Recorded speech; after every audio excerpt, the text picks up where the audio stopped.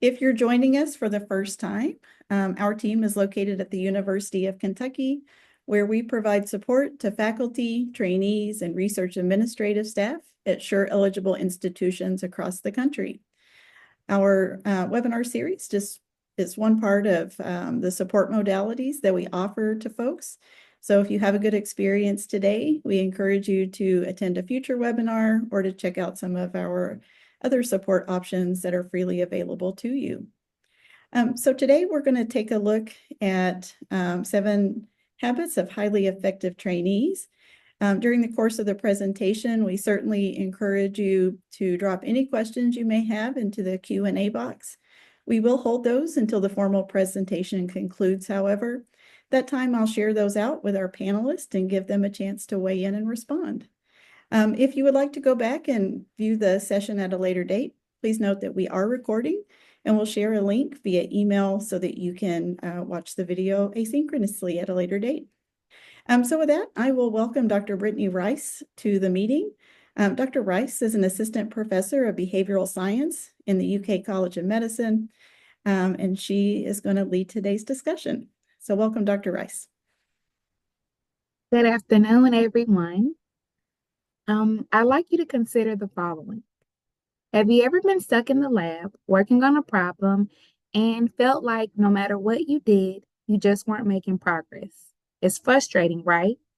Now, I want you to consider a time where you were working on a project and everything seemed to click. It was like you were on a roll and you didn't even realize how much more efficient you were. That's exactly what we're going to talk about today. How to unlock the level of effectiveness, not just in the lab, but even the things that we're going to cover can also apply to everything that you do. Oh, it's not advancing. Okay, so here's the plan for today's session. I've broken the talk down into a few key sections that will give you both the big picture and actionable insights that you can apply right away. So I want to walk you through what we're going to cover. We're going to start with a very brief introduction where I'm going to explain why The 7 Habits of Highly Effective People is such a powerful book and how it relates, excuse me, to your work in the lab. These habits aren't just theoretical ideas. They're practical tools that can make you more effective in your daily tasks, your teamwork, and your overall productivity. Trust me, these habits are going to change the way you approach your work and likely even your life itself. Then we'll dive into each of the 7 habits, and I don't want you to worry because I'm not going to overwhelm you by throwing them all at you at once. It's 7 of them. Just keep that in mind. But I'm going to walk through each habit one by one, breaking them down with examples that are directly relevant to your work in the lab. Each habit will come with a practical takeaway. So things that you can implement immediately to improve how you work, collaborate, and handle challenges in the lab. Some of these habits might seem simple, but the true power lies in how much of an impact they have when they are practiced consistently. After we go through the habits, I'm going to wrap things up with a quick summary of the key points and the most important takeaways. By the end of today's session, I'm hoping that you'll know exactly which habit or habits that you're going to focus on for an immediate improvement in your work. Finally, we'll open up the floor for questions and discussions. I encourage you to share your experience with these habits, whether you've tried them before or if something particularly resonates with you during this talk. This will be a great chance to speak about how we can incorporate these habits into our work together. I want you to expect to get feedback from both myself and members of the SURE Resource Center team. So that's the outline for today. Get ready for an engaging session filled with takeaways and interactive discussions. Let's dive in together and navigate a new way of thinking. The book that forms the foundation of today's session is The 7 Habits of Highly Effective People by Stephen Covey. This timeless classic offers a holistic approach to both personal and professional growth. Covey just didn't discuss abstract concepts or quick fixes. He provides a principle centered framework that focuses on character development, decision making, and the mindset that's going to drive real, lasting success. This book was written for everyone, whether you're a trainee, a professional, or you're just aiming for self improvement. What makes the book really unique to me is its practicality.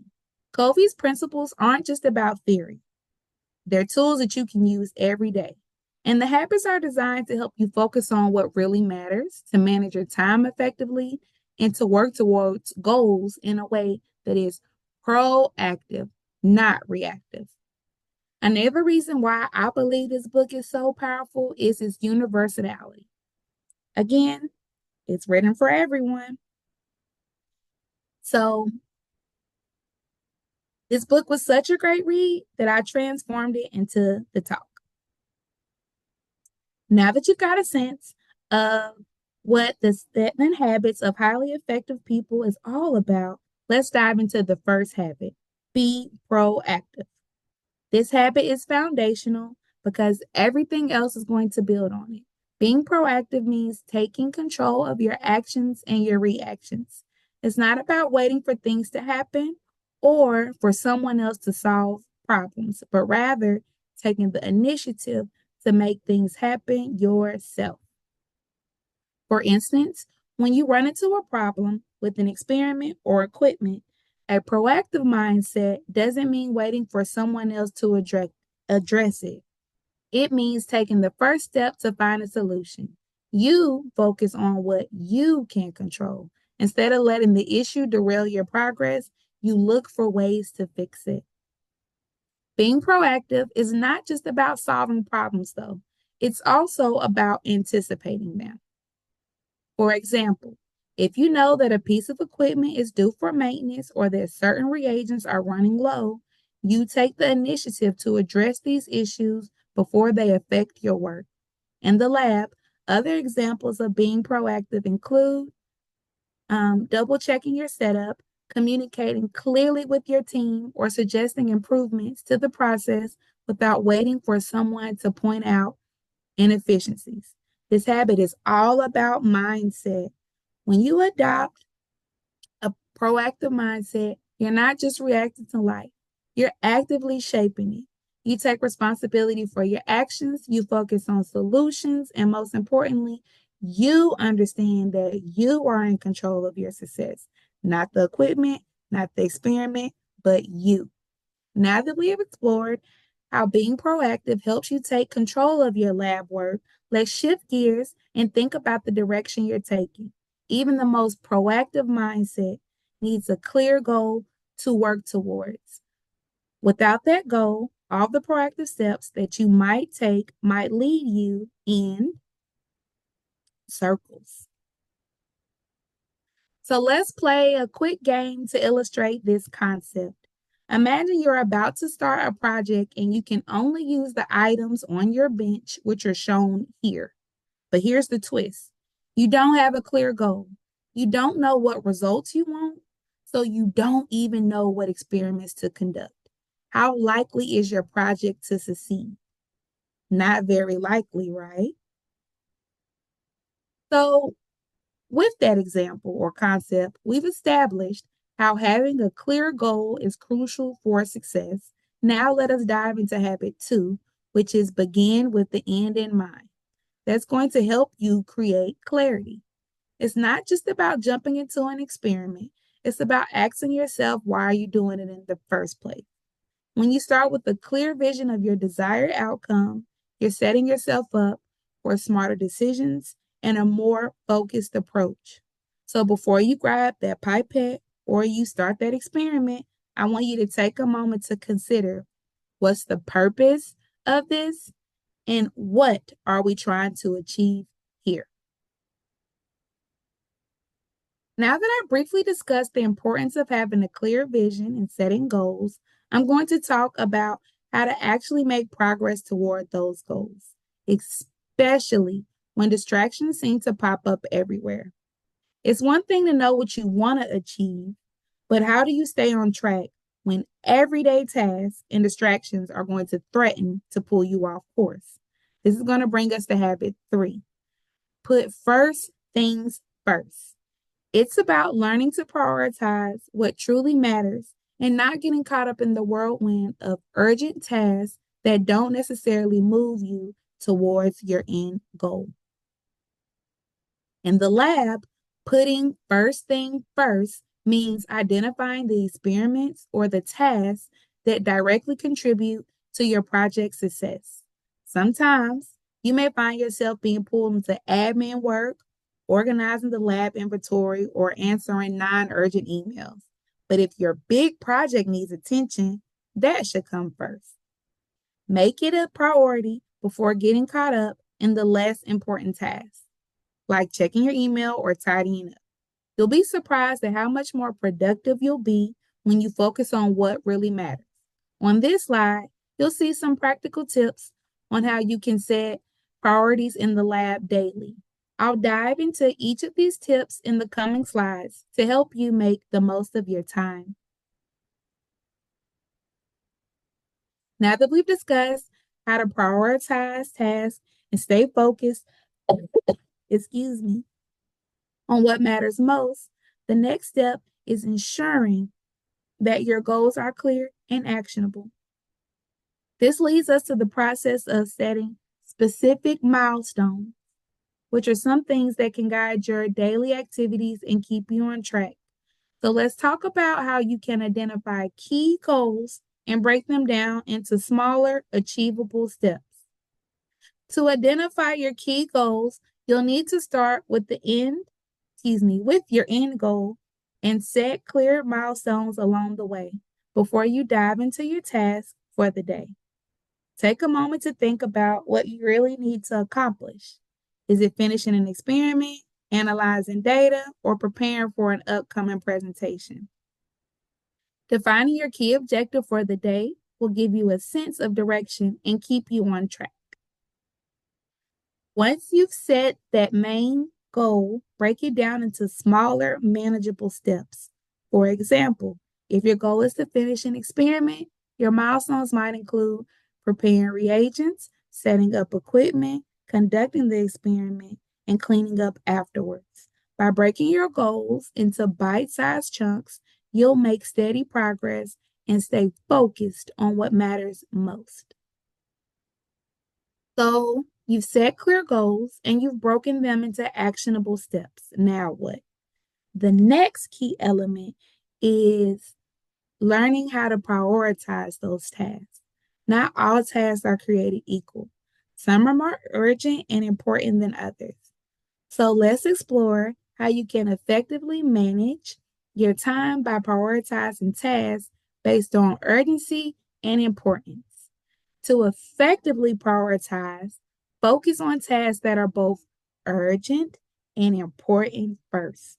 For example, if something goes wrong in an experiment and you need to troubleshoot it immediately, that's a task that you should address right away.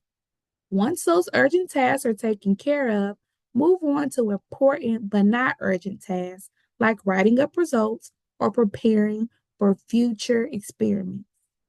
It's also important to avoid spending too much time on the less important tasks or things.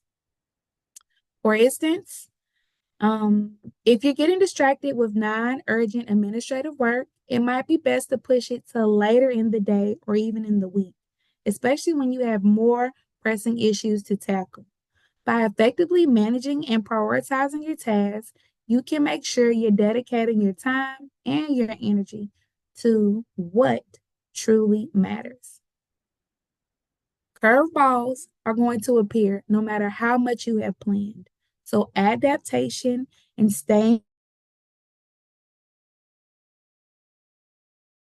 flexibility and a proactive mindset are essential.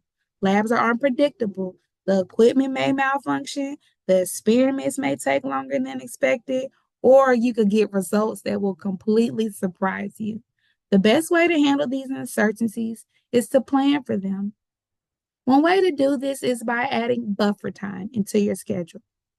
This buffer time or extra time is going to give you the flexibility to handle unexpected issues without throwing your whole day out.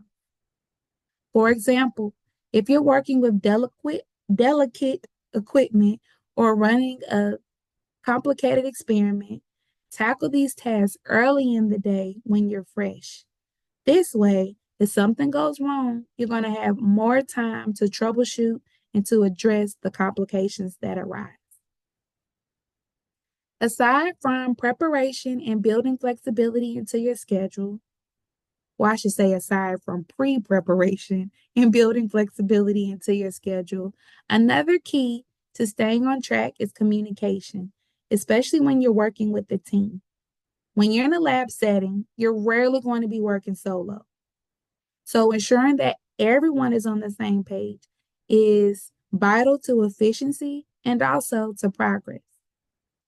Proactive and ongoing communication with your PI and your team is essential for prioritizing what matters most. Start your day by touching base with your PI and your lab mates to ensure that everyone's priorities are aligned. If your test depends on someone else's progress or vice versa, coordinating early can help streamline the workflow and avoid unnecessary delays. Additionally, keep your team updated regularly. Sharing progress, discussing roadblocks, and communicating changes can prevent duplication of efforts and help to identify solutions much faster. Ultimately, maintaining clear and open communication is going to ensure that everyone is going to work towards the same goal and helps to support each other along the way. Now I'm going to pivot from the discussion on staying aligned with your team to discussing keeping yourself on track individually. One powerful tool for managing your day-to-day tasks is organization, specifically a daily to-do list. Writing down your priorities can be incredibly helpful. Organizing them into a daily to-do list that is ordered by importance is a great practice. As you complete each task, cross it off your list. This simple act can give you a satisfying sense of accomplishment and keep you motivated. Please do not forget to review your list throughout the day to make sure that nothing is slipping through the cracks. Visual reminders help maintain focus and ensure you stay on track. By consistently checking in with your to-do list, you're not only organizing your tasks, but you're also staying aligned with your priorities. While to-do lists and prioritization keep you organized in the short term, how do you make sure that your daily actions are aligned with your long-term vision? Well, it's really easy to get caught up in the day-to-day tasks, but staying focused on the bigger picture is crucial for maintaining motivation and ensuring that your work is leading you towards your larger goals. To stay focused on the big pictures, it is essential for you to link your everyday tasks to your long-term goals.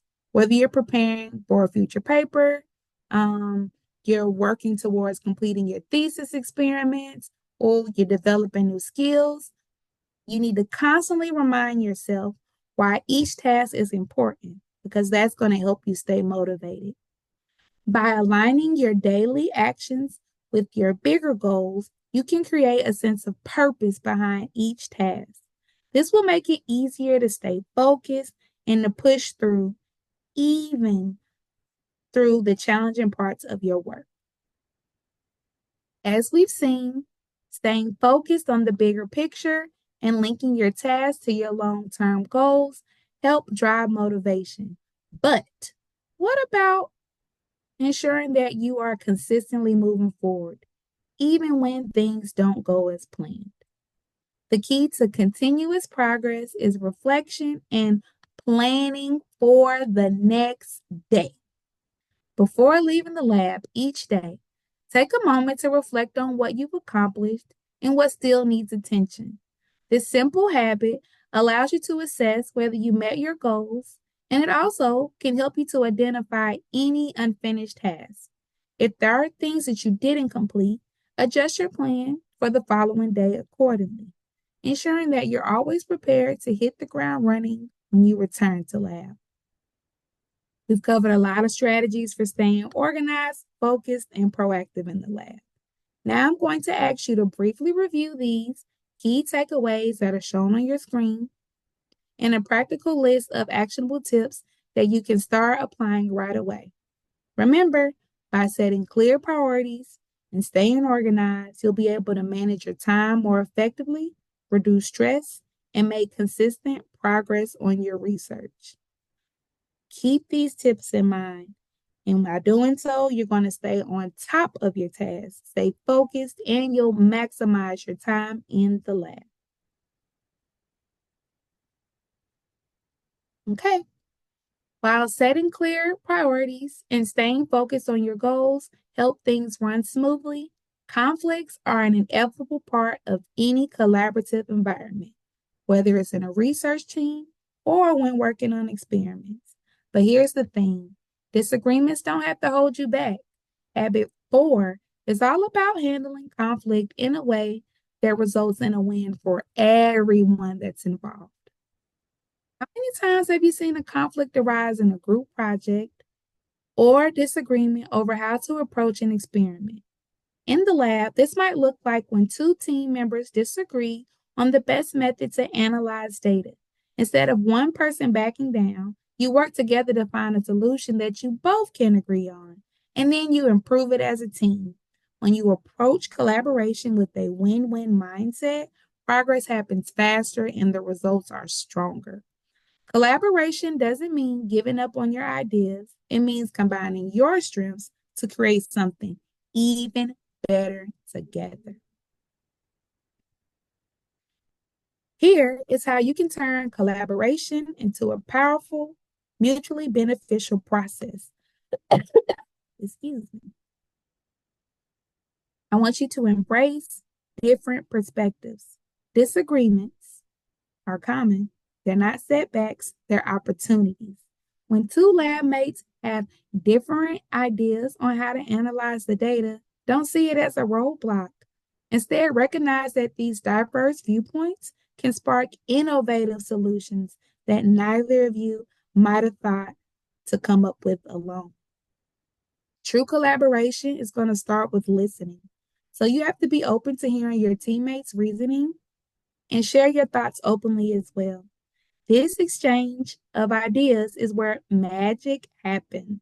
It creates space for fresh and creative solutions. And then once you've shared your perspective, it's time to merge them.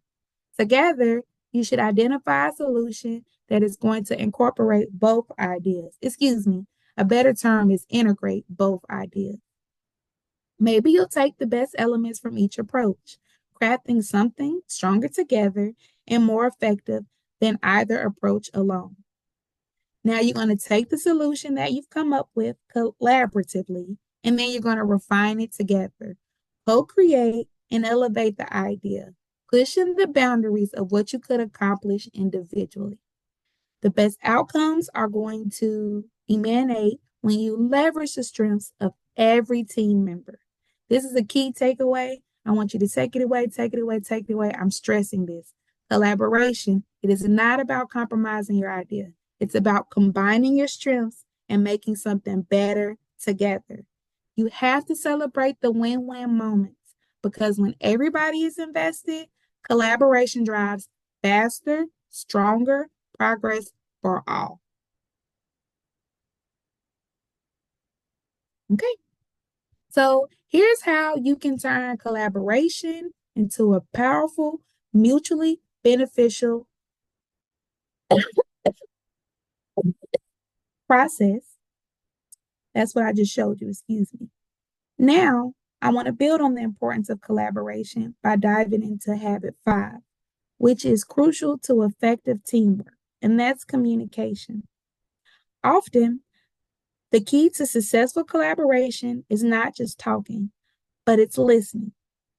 It's easy to think that we know what to say next, but truly, understanding the other person's point of view can lead to more meaningful and productive interactions. Here's something that may surprise you. In conversations, We often focus more on what we're going to say next rather than listening truly to the other person. Habit 5 turns its head on this. It teaches us to listen first and then to truly understand the person's perspective and then only respond afterwards thoughtfully. Let's put this into a lab context. So imagine you're in a lab meeting and a colleague presents a view that conflicts with the experiment that you've been working on. Instead of immediately defending your approach, I want you to pause for a moment and really listen. Ask thoughtful questions so that you can understand their reasoning. And then you need to understand their reasoning. Once you've done that, you'll be in a better position to have a productive conversation, which is one where you acknowledge both each other's perspectives and you work together towards a solution. This type of approach not only enhances communication, but it also helps to identify solutions more faster and more effectively.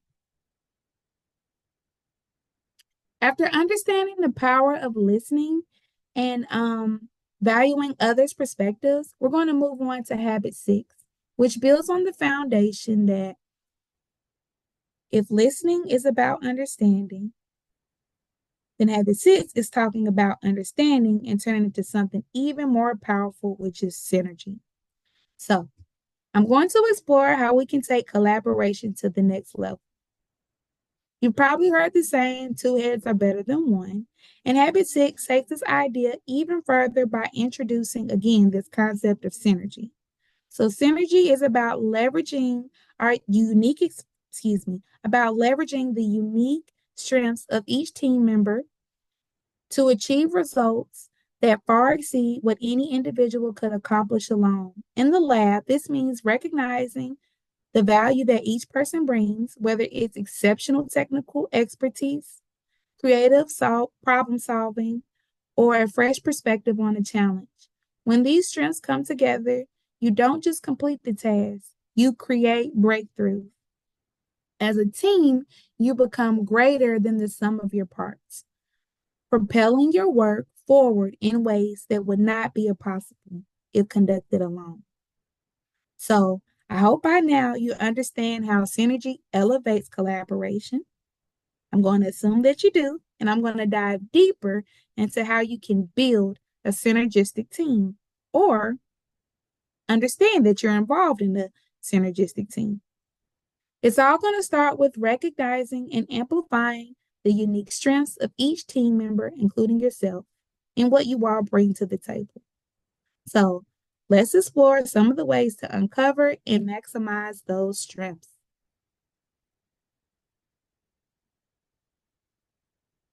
To build a truly synergistic team, it's going to be essential for you to first understand the strength that each person brings, but you have to start with your own.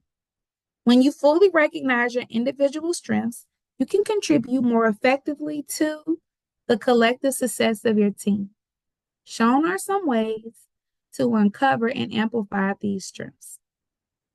So, with self reflection, you want to start by looking inward and you want to take the time to figure out where you excel and what energizes you. To do this, ask yourself, what tasks do you enjoy most? Where do others seek your help or your advice? What skills do you naturally bring to problem solving or research? Understanding your passions and abilities is the first step towards contributing your best to the team. Excuse me. Feedback from peers is important because sometimes others see strengths that you will overlook. Ask your teammate or your mentors for feedback. They might be able to highlight talents that you hadn't recognized in yourself, such as simplifying complex concepts or remaining calm during high pressure moments. Next, you want to create a skills matrix because this is going to be a game changer. Do it yourself, but also ask the other people on your team to do it with you. So to do it, you'll need to list your core competencies, whether it's data analysis, experimental design, technical troubleshooting, or communication. The skills matrix will be a visual map that will help you to identify where your team's collective strengths lie and where there may be gaps. Also, when you're in your team, pay attention to how it operates. Who steps up for technical challenges? Who sparks creativity during brainstorming sessions? Noting these patterns will help you identify hidden strengths and natural leaders. There are things called Strength Finder or the Myers-Briggs type indicator, which are tests that can provide valuable insights into personal and collective strengths. You also need to schedule periodic meetings to discuss contributions and evolving skills. So these check-ins are going to foster a culture of growth and adaptability, encouraging teams to share what you've learned and what new abilities they like to develop. Last, but certainly not least, mentoring and shadowing are super important to helping you discover and leverage strengths in the lab. You're going to spend time learning from the people that you work with, and you'll do so by shadowing them in their different expertise or engaging in peer mentorship. When you're cross-training with your team, it makes you more versatile. And then also, I want you to really recognize that embracing individual strengths not only strengthens the team, but it also turns collaboration into a powerful engine of innovation. This is our last habit, and by now we've explored how to collaborate, communicate, and work smarter in the lab. But there's one more important element to discuss, and that's taking care of yourself. Even the most productive scientists need time to recharge. So I'm going to briefly talk about why investing in yourself is key to sustained success. I don't know about you all, but when I was in the lab, there were some days where I used to feel super drained after being there all day. When your energy is running low and you feel like you can't afford to take a break, that's exactly the precise moment that you need to take one the most. Habit 7 is all about self-renewal. If you don't take the time to recharge, burnout becomes inevitable. To truly be effective, you must invest in yourself. And sometimes the best way to move forward is to step back.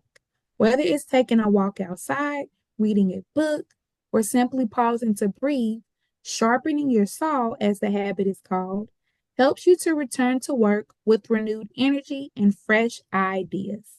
Rest is not a luxury, it's a productivity tool. I'm going to say it again because that's important. Rest is not a luxury, it's a productivity tool. Never underestimate the power of stepping away to come back stronger and more focused. Let's wrap it all up.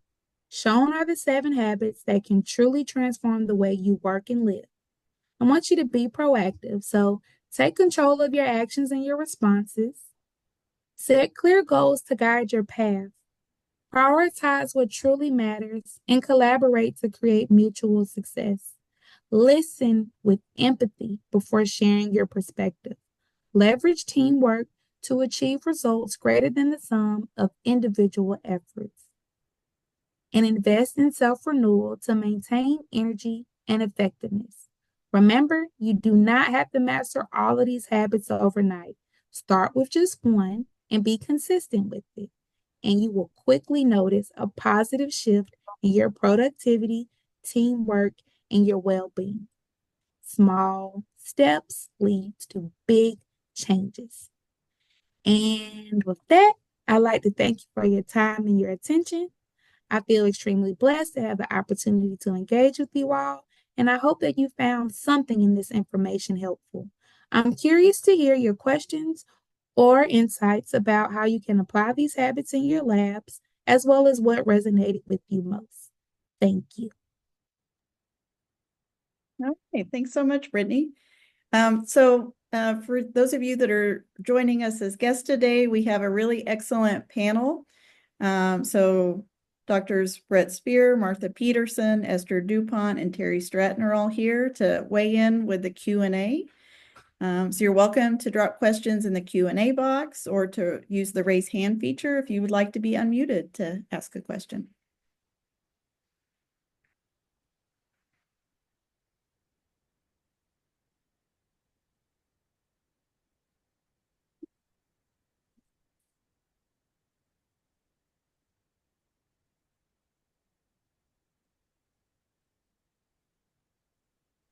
I'll just make one comment, Brittany. I'd be totally lost without my to-do list.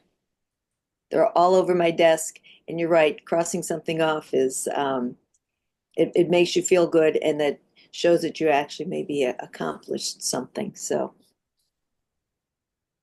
I use one every day as well, especially on the busy days. They're really helpful to make sure you don't forget something. and allows you to prioritize when you sort of look at all the things you got to do. Um, rather than start with the easy, less important stuff, you can sort of see the scope of what you have ahead of you. So you get started on the important stuff. Engaging with the book, I was always creating to-do lists. But once I started to read the book, I started to use the Eisenhower matrix, and I'm just now using it. So it's helping, especially as I'm trying to balance competing priorities of what's urgent and important, what's important but not urgent, what's not urgent and what's not important, and what's just both. So I love to-do lists. And for me, the extra step was applying the Eisenhower matrix. I've unmuted Shalina, so she should be able to ask her question now. Hi, I'm Shalina. I'm from Louisiana, New Orleans. I'm just wondering, do you, the Shore, the Resource Center has one-on-one grant writing, like, any, any options, like, someone can help me in grant writing, uh, not tutoring actually, like, to help me and give me some tips and share the tips and help me to edit my grant or proposal. Just curious, is there any, do you have any resource like that? Yeah, so we have a YouTube channel and the handle is on the screen there. So any previous session we've covered on NIH grantsmanship has been recorded. It is available there. So that's one good tool.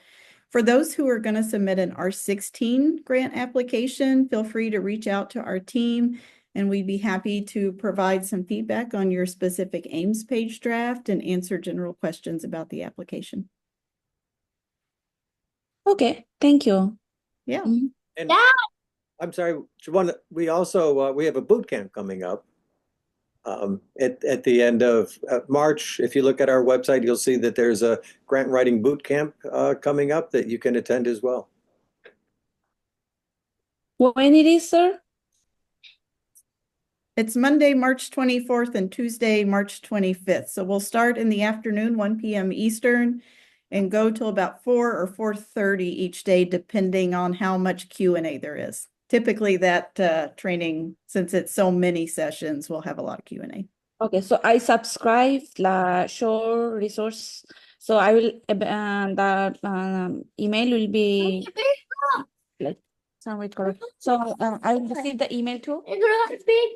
Yeah, so we have sent a couple of notifications out, but if you were not subscribed when those went out, you can find the link to register on our website too.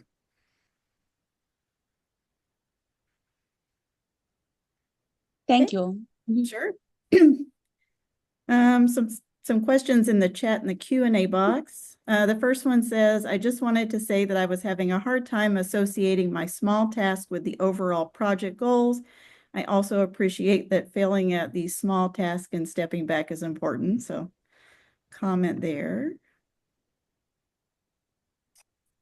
Another comment, I will be thinking about rest as not a luxury, but a productivity tool. Yes, I think that's very important. Next one says, can you give us an example of a schedule for a PhD student who is a mother and a worker?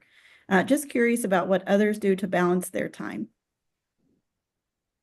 I think that's a phenomenal question. Unfortunately, I'm not a mother, so I'm probably not the best equipped to give you a response for this. Dr. Peterson, if it's okay, if I could pull on you. I don't. Yeah, it's a challenge. I think and communication with your mentor is going to be really critical.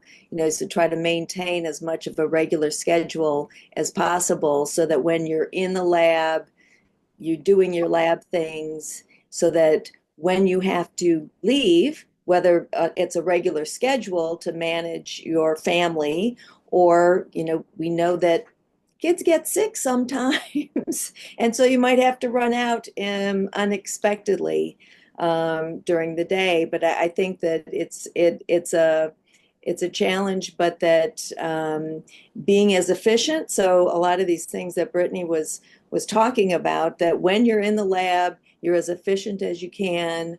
Communicate with your mentor, so when those unexpected things come up, that it doesn't disrupt things too badly. And be present at home with your family when you're not at work, and then be present at work when you're there. Yeah, that's my best advice. So I'm a mother, and I was mother when I did start my master's, and I finished my PhD as well with my son. So whoever asks, I want to give her some strength, it's possible, it's doable, but we have to do some time management. It's very important when you have a full family and your huge workload and study load. So time management is the best trick, and always convince and your mentor. My mentor was super cool. He gave me a lot of work, but he also gave me the flexibility, you have to finish it in these 3 days or these 4 days. And I had my lab key, so I can work even at night. When my son slept, I went back to lab. I try to manage. So if you really want to finish it, you just have to have the willpower. I have to do it. I will finish it regardless of any kind of obstacle will come. And yes, kids are getting sick. So, you have to communicate with your mentors. I know, everyone is human, so people can understand their situation. Thanks for the comments. Okay, next one says, I also use a to-do list and had a professor teach me the concept of eat your frog. I love the matrix as well. I didn't realize it had a specific name. I don't think I'm familiar with eat your frog. Me either. Next question says, is there any useful resource to learn more about how to be more proactive? A great question.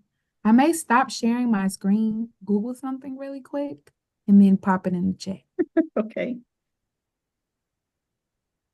All right, while you do that, there's a question about our YouTube channel.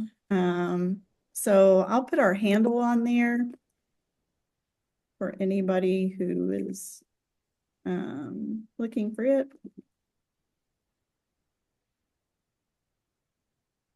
Lots of training videos on grantsmanship, all the way up to working in the lab for those who are interested.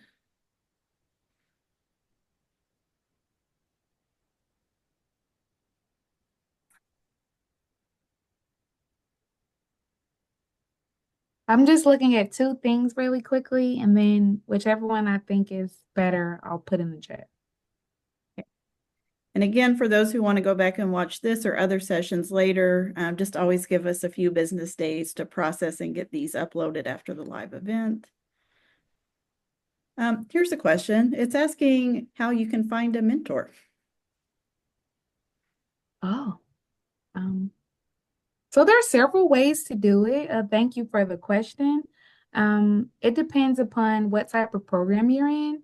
So when I was in my master's program, a mentor was automatically assigned to me. And this was the person that was the chair of my thesis committee. So they supervised my master's research or my thesis research. When I was in a PhD program, I entered into one through an umbrella program, and Dr. Spear at the time was the director of graduate studies for this program. With the program, we had several different mentors because we rotated before we identified a lab home. And then of the people that I rotated with, I identified a lab home, and that person became my dissertation chair, committee chair. So those are the ways that you can find mentors for research if it's more structured. But alternatively, I have Googled people, conducted informal interviews through emails, also through Zoom. I've asked people to mentor me.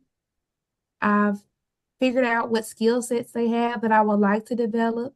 And some people have agreed. Some people, they were like, oh, that's a huge ask. I don't really have the time to appropriately mentor you. But from time to time, I can offer suggestions. So, in trying to identify a mentor, see what structures exist at your current institution, your department, your college, to be more specific.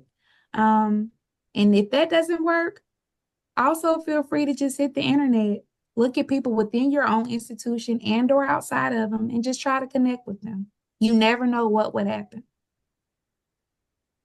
If I could add one thing, if you are asking others for advice, and I think that's really important, don't just rely on one person.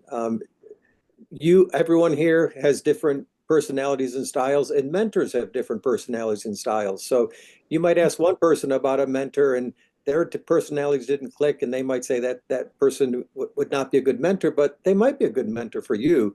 So always get multiple opinions when you're asking others about possible mentors. Okay. Next comment says, I've discovered that if I take regular breaks, I am much more productive and have more free time in my day-to-day. I've hosted panels about time management and greatly enjoy helping people create to-do lists and schedules. The important thing for me is making sure there's flexibility. Thanks for that comment. Lots of responses about eat your frog. Interesting. What exactly is the frog? Yeah, so it says doing the most difficult activity or the thing you dread the most first. Get it out of the way. I just hadn't heard that term before. But I think that's really important because I do a to-do list as well. And sometimes you have a big list and you start doing the easy things because then you're checking them off and you say, oh, I'm really getting a lot done. But it's the hard ones that you're just avoiding. So you got to be really judicious and careful when you have your to-do list. So I like that comment. I'm just relieved to hear that the frog reference is a metaphor. So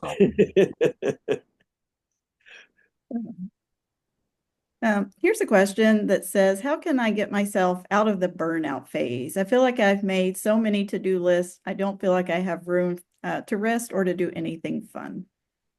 Ooh, that's a great question. I'm going to defer to someone else first while I'm thinking of her. That's a tough one. I'll try this one. So and this is one of these don't do as I do, but do as I say kind of things, right? So I think to get out of the burnout is exactly doing what Brittany talked about. Is just give yourself grace for one thing. I was thinking about one of the other comments that was made of being a mom working and going to school. You don't have to be perfect, right?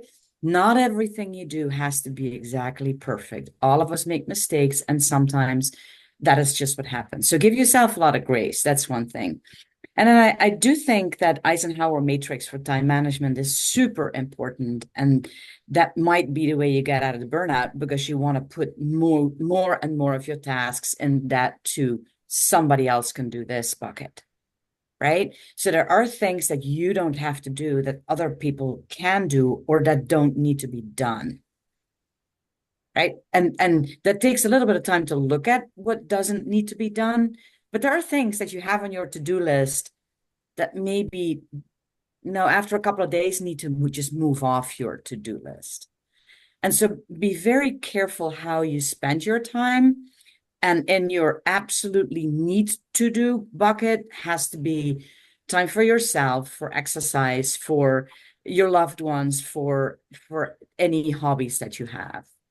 So that's kind of my my 5 cents worth. Great. Um, Good. got a I question. want to Oh, go ahead. pop the link in, you all.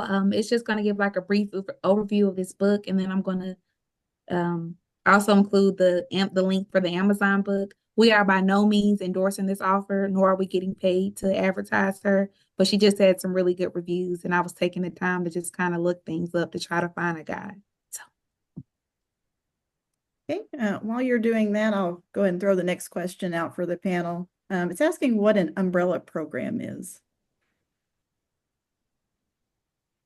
Well, I'll take that real quick while Brittany's setting things up. So in our College of Medicine, we have 6 different basic science departments, but we have something called Integrated Biomedical Sciences, which is sort of covers all the different departments.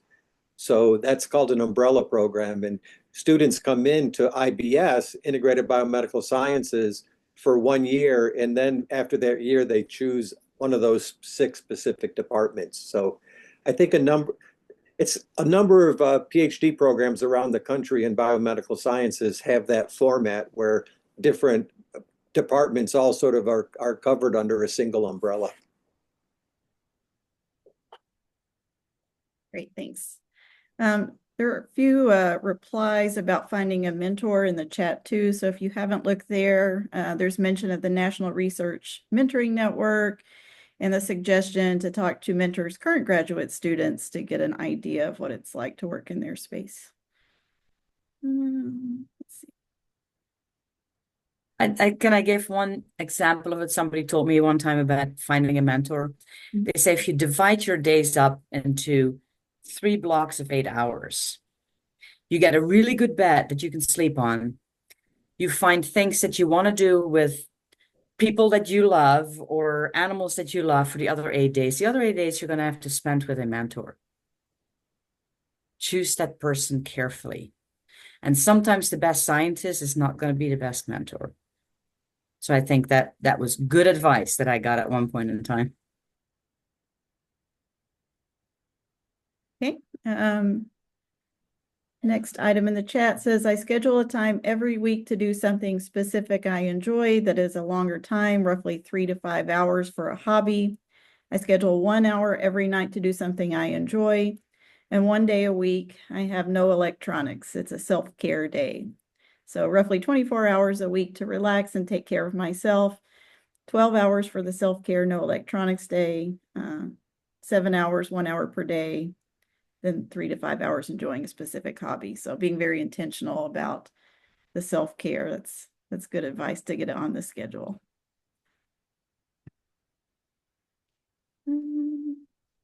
it sounds like our trainees are spot on. When I was a trainee, I didn't even think about taking care of myself. Burnout was a real thing, and I didn't necessarily know how I got through it, but I did. But I'm so happy to see that people have like routines. This is awesome. Well, and someone's posted The Cure for Burnout, and the name of the author there is a good resource to break the cycle of burnout for anyone who was looking for a resource. Sorry, the chat moves when people add more stuff. This says, sometimes I forget important things in lab, like storing things at the right temperature, forget to read the label properly before using any chemical. Repeatedly things are happening. How do I make myself more organized? I feel guilty after a mess up.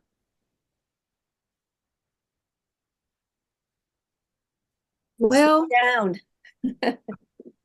I think you have to make sure those while they're minor details, they're incredibly important in doing science and doing lab work. So you're going to have to be able to slow down and think about things as you're and before you leave for the day, or as you do each step.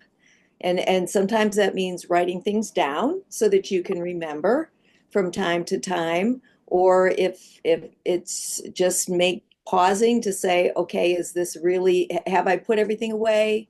Is this really what, have I done all the steps correctly? And think through all of that, for example, before you leave for the day. It might take a little longer, but those are really important details to get right. Well, and to stay focused. I mean, I had a student once that was always on their phone, like always checking their text messages, always checking, Facebook or whatever, and constantly being distracted. Now, I don't know, your situation, but I would say, put your phone away. Don't, put it in a different room. I mean, being distracted is one great way to goof up and to, forget about some of these important details. I think in addition to what they both said, creating checklists. So if you think about like a baby to a toddler and then to an adolescent and then to an adult, there are stages. And so when I'm in the lab and I'm training individuals, we have checklists. And then as the time goes by, they're so used to getting in the habit of checking certain things off that they already know what to do. And then eventually they no longer need it. So maybe that would be like a good training wheel for you to kind of figure out, okay, what reagents am I using? Where do they need to be placed? Where should they be stored? What labels do I have to like pay attention to? But slowing down, being focused, if you can do a checklist.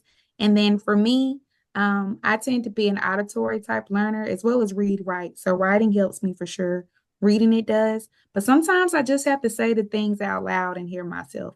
I'm doing this because of this. This is going here because of there. So maybe that would help you too. Okay. Does anyone see anything I missed? I'll just reiterate for those who ask, if you navigate to our main center website, which has been dropped into the chat a couple of times, any of the support mechanisms we mentioned, including a link to the YouTube channel, can be found there. For those who want to sign up for our future events, that's certainly a great thing to do. All right, well, we're about at the top of the hour, so I'll go ahead and thank the panel for their contributions today and our attendees for an excellent Q&A session. Do give us a few business days to process the video and get it uploaded. We'll send an email when it's ready for you to view it. All right, thanks all.